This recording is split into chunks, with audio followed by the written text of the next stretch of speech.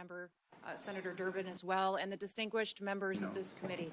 I appreciate the opportunity to be with all of you today and talk about the important matters and work that the Department of Homeland Security does every single day.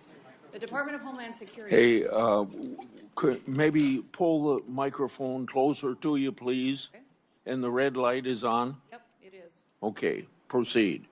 The Department of Homeland Security was established in the aftermath of 9/11, one of the darkest days in our nation's history. That resulted in the death of nearly 3,000 Americans. The mission of the Department of Homeland Security at that time was just as critical as it is today. We protect our American people, we prevent acts of terrorism, and we defend our homeland. Every action that the Department of Homeland Security takes is guided by that mission and by that responsibility. Thanks to President Trump's leadership and the hard work of the men and women of DHS, our department has delivered historic results and has made our communities safer. Since the start of President Trump's second term, daily encounters along the southwest border declined by 96% compared to the Biden administration's daily average. We've reached the lowest levels ever recorded in U.S. Customs and Border Protection's history. In President Trump's first year, total Border Patrol apprehensions along the southwest border were less than the average of a single month under the Biden administration. For 10 straight months, the Border Patrol has released 0 illegal aliens into the interior of the United States. And in President Trump's historic first year back in office, nearly 3 million illegal aliens have left the United States as a result of the administration's enforcement efforts from following the law. That includes 2.2 million that have voluntarily left and returned back to their home countries, and more than 675,000 detainments and deportations. A majority of the aliens that were arrested by Immigration and Customs Enforcement have a criminal record and have been charged with or convicted of secondary crimes in addition to their initial crime of being in the United States illegally. During this period, ICE has arrested over 1,500 known and suspected terrorists, more than 7,700 known gang members, many of them that were allowed to come into this country under the Biden administration. We have also reached the lowest murder rate in the last 125 years since that data was tracked. Under President Biden, more than 450,000 unaccompanied alien children went missing or were lost due to the dangerous open border policies that were embraced.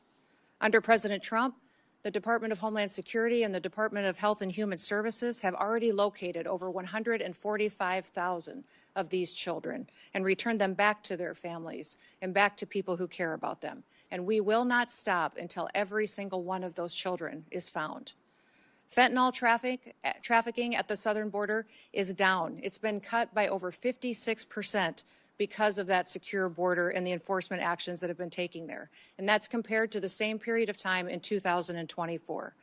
The Coast Guard has seized enough cocaine the past year to prevent quantities capable of killing more than 193 million Americans, and it's kept them off of our streets. In fact, total interdiction efforts under the Trump administration have prevented 1.7 billion lethal doses of drugs from killing our next generation of Americans.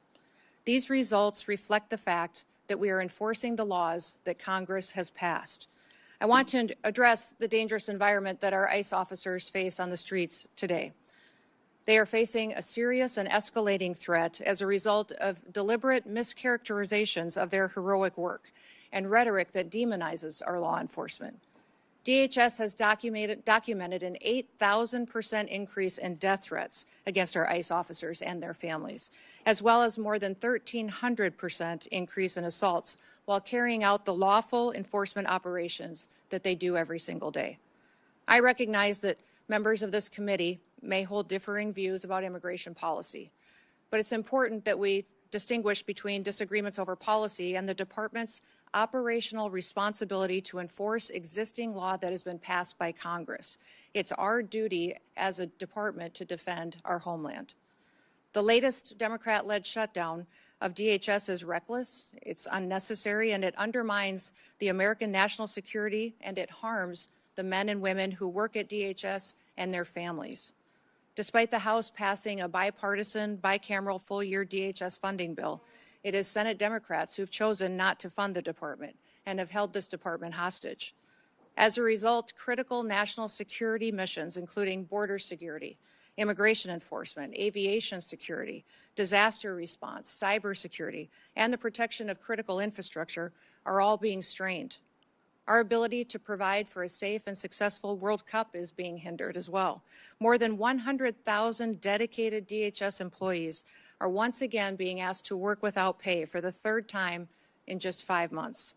At a time when we've produced the most secure border in history and removed nearly 3 million illegal aliens from our country, disrupting the department responsible for those gains is indefensible. I want to thank the men and women of the Department of Homeland Security for their professionalism, for their dedication, for their commitment to keeping America safe and continuing to show up and work even though they aren't being compensated for it.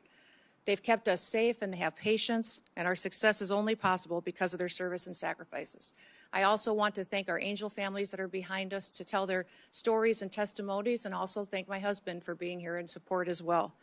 Thank you for the opportunity to testify, Mr. Chairman, and to all the distinguished members. I look forward to your questions today. With that, I yield back.